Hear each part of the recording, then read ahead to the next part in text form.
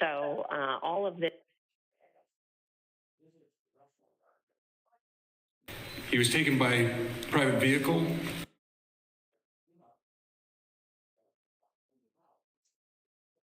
Good morning, Internet, and welcome to the channel. Breaking news this morning. A suspect is in custody connected with the Charlie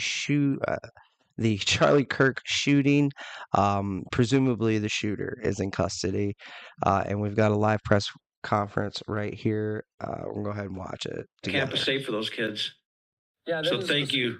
That is so very true, and you can see this is a live picture and potentially any moment now. I think they're about to give a mic check real briefly. So, Mike, thank you so much for your time here live now from Fox. I appreciate your time. I'm glad, obviously, your family is safe. They're saying they were on lockdown, a suspect now in custody. I appreciate your time. Thanks for joining us here quickly on Live Now.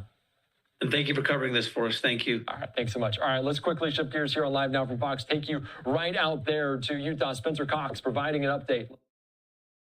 We'll first hear from Utah Department of Public Safety Commissioner Bo Mason. Then we'll hear from the FBI Special Agent in Charge, Robert Bowles. We'll then hear from Utah Valley University Vice President Val Peterson, who's been in touch with President Jimenez. And then we'll hear from Governor Cox. I'll turn the time over to Commissioner Mason.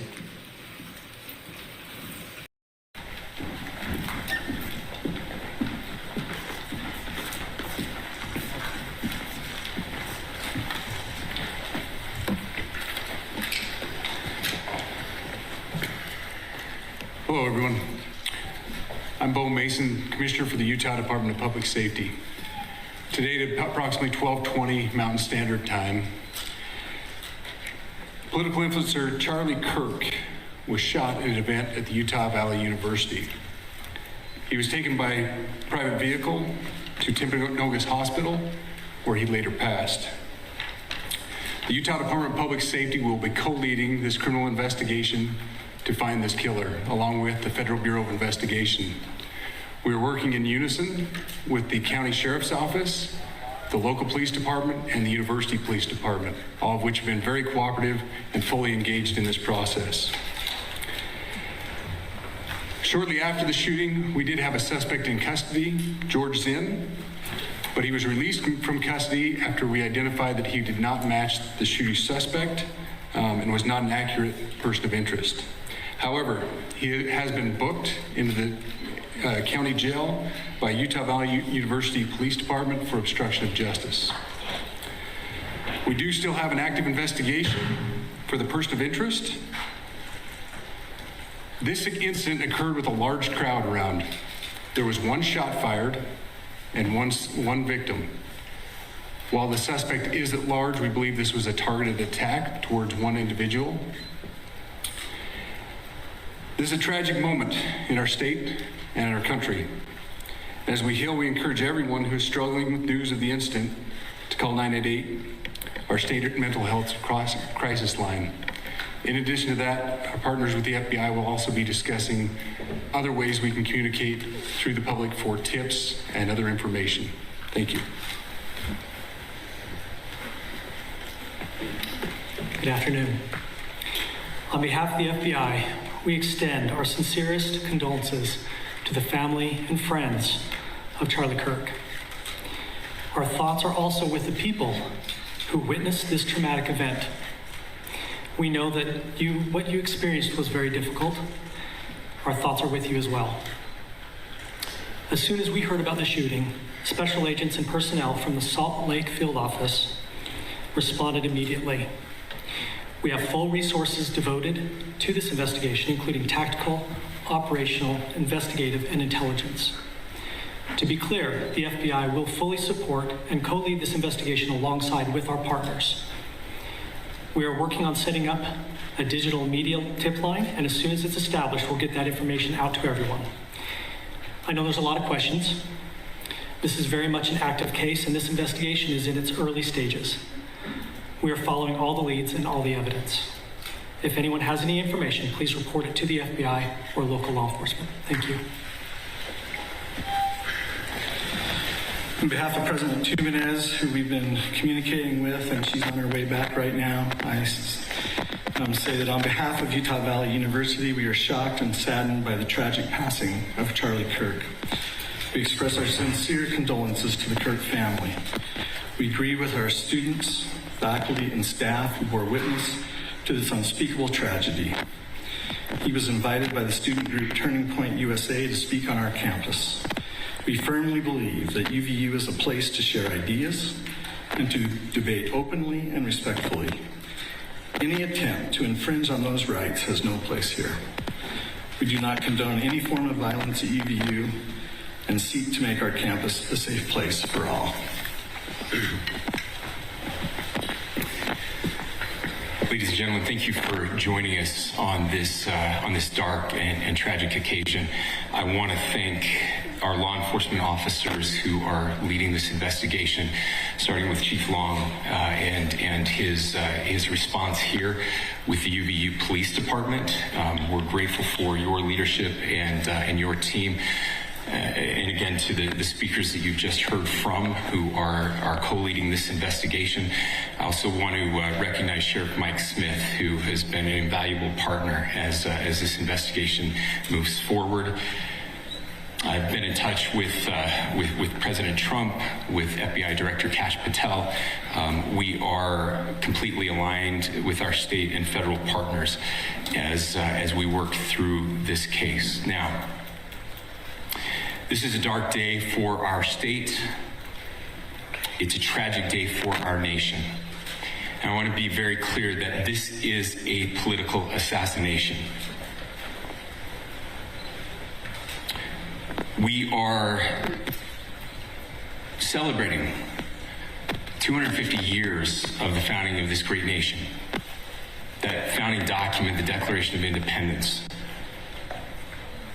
that this great experiment on which we embarked together 250 years ago, that we are endowed by our Creator with certain unalienable rights. The first one of those is life. And today, a life was taken. Charlie Kirk was first and foremost a husband and a dad to 2 young children.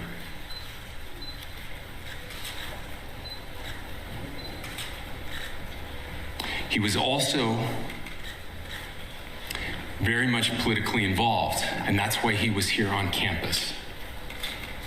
Charlie believed in the power of free speech and debate to shape ideas and to persuade people. Historically, our university campuses in this nation and here in the state of Utah have been the place where truth and ideas are formulated and debated. And that's what he does. He comes on college campuses and he debates. That is foundational to the formation of our country, to our most basic constitutional rights. And when someone takes the life of a person because of their ideas or their ideals, then that very constitutional foundation is threatened. Now, we have a person of interest in custody. The investigation is ongoing. But I want to make it crystal clear right now, to whoever did this, we will find you. We will try you. and we will hold you accountable to the furthest extent of the law. And I just want to remind people that we still have the death penalty here in the state of Utah.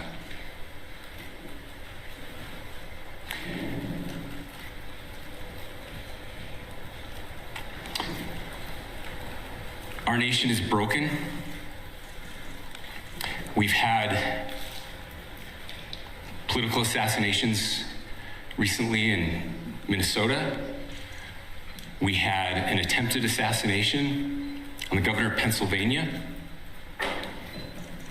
And we had an attempted assassination on a presidential candidate and I gotta let my dog out. former president of the United States and now current president of the United States. Literally, he sat down. Nothing I say can unite us as a country. Nothing I can say right now can fix what is broken. Nothing I can say can bring back Charlie Kirk. Our hearts are broken. We mourn with his wife, his children, his family, his friends. We mourn as a nation. If anyone in the sound of my voice celebrated even a little bit at the news of this shooting, I would beg you to look in the mirror and to see if you can find a better angel in there somewhere. I don't care what his politics are. I care that he was an American. We desperately need our country. We desperately need leaders in our country. But more than the leaders, we just need every single person in this country to think about where we are and where we want to be. To ask ourselves, is this it? Is this what 250 years has wrought on us? I pray that that's not the case. I pray that those who hated what Charlie Kirk stood for will put down their social media and their pens and pray for his family, and that all of us will try to find a way to stop hating our fellow Americans. With that, we're happy to take a few questions. The FBI director is posting that a suspect is in custody. I would just like clarification. Do you or do you not have a suspected shooter in custody? We have a person of interest in custody that is being interviewed right now. That is not George Zinn. That is not George Zinn. Okay. That is correct.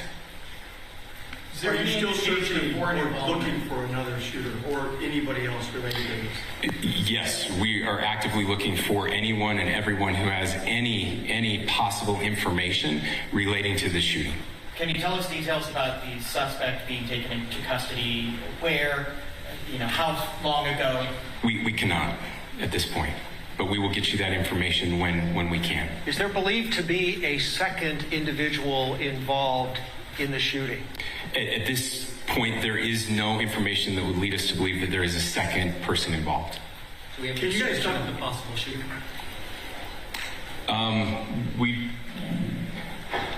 Do you want to talk about what we know there? Yeah.